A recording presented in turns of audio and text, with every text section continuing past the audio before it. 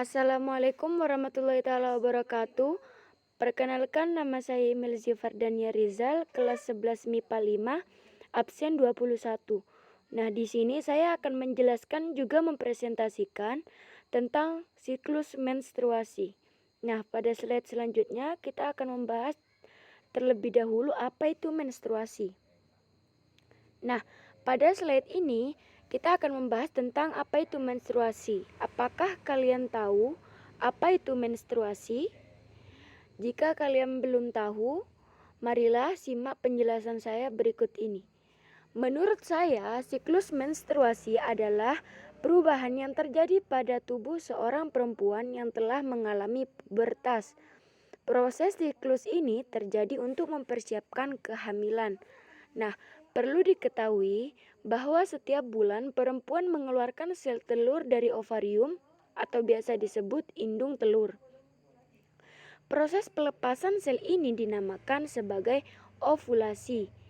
Nah, dalam waktu yang sama, menjelang proses ovulasi, terjadi perubahan hormon pada tubuh perempuan. Hal ini yang menyebabkan dinding rahim menebal untuk mempersiapkan pembuahan sel telur. Nah, apabila sudah terjadi ovulasi, tetapi sel telur tersebut tidak dibuahi, maka lapisan dinding rahim yang menebal tersebut akan meluruh dan keluar melalui vagina. Proses inilah yang dikenal sebagai menstruasi. Nah, dari penjelasan berikut, apakah kalian sudah paham tentang apa itu menstruasi?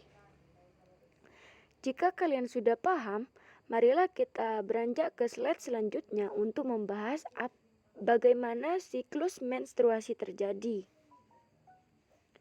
Nah, pada slide ini kita akan membahas tentang bagaimana itu siklus menstruasi terjadi.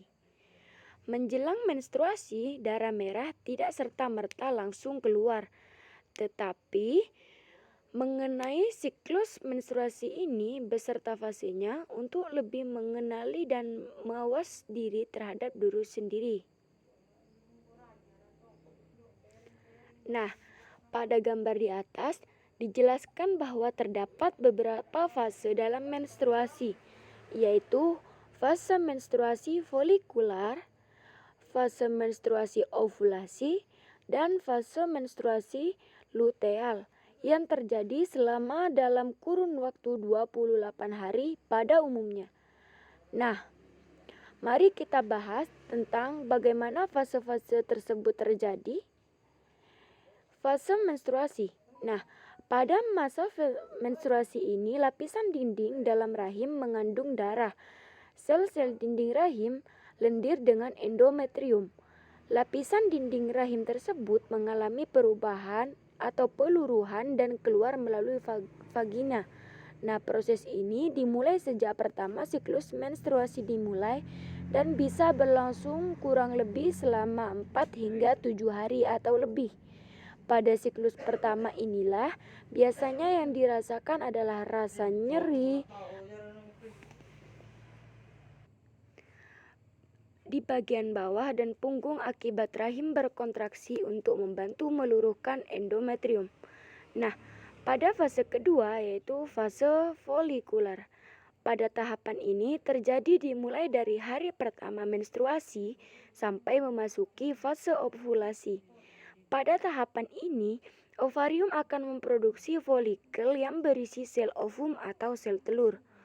Pertumbuhan folikel ovarium akan menyebabkan endometrium makin tebal. Nah, fase ini terjadi pada hari ke-7 dari 28 hari siklus menstruasi. Pada umumnya, lama waktu yang dihabiskan pada tahapan ini akan menentukan berapa lama proses terjadinya menstruasi seorang wanita berlangsung. Nah, pada fase ketiga yaitu ovulasi. Pada fase inilah sel telur yang diproduksi di ovarium akan dilepaskan untuk siap dibuahi oleh sel sperma. Sel-sel telur yang telah matang akan bergerak menuju ke tuba falopi dan menempel di dinding rahim. Nah, pada umumnya sel telur ini hanya akan bertahan selama 2 kali 24 jam atau 24 jam. Jika tidak terjadi pembuahan oleh sel sperma, maka dinding rahim akan meluruh. Namun, jika dibuahi oleh sel sperma, bisa terjadi kehamilan. Fase ovulasi akan menandai kesuburan wanita dan biasanya terjadi sekitar 2 minggu sebelum terjadinya menstruasi. Jadi, jika mempunyai program hamil, menurut saya sebaiknya melakukan pembuahan pada fase ovulasi ini. Nah, pada fase keempat yaitu fase luteal. Pada fase luteal akan terjadi setelah mengalami fase ovulasi. Folikel yang telah pecah mengeluarkan sel telur akan membentuk korpus luteum. Hal ini memicu peningkatan hormon progesteron untuk mempertebal lapisan dinding rahim. Nah, fase ini dikenal juga dengan nama fase pramenstruasi yang ditandai dengan gejala payudara membesar, munculnya jerawat, badan terasa lemas, dan mudah marah atau emosional. Nah, sekian dari penjelasan saya. Kurang lebihnya mohon maaf. Wassalamualaikum warahmatullahi wabarakatuh.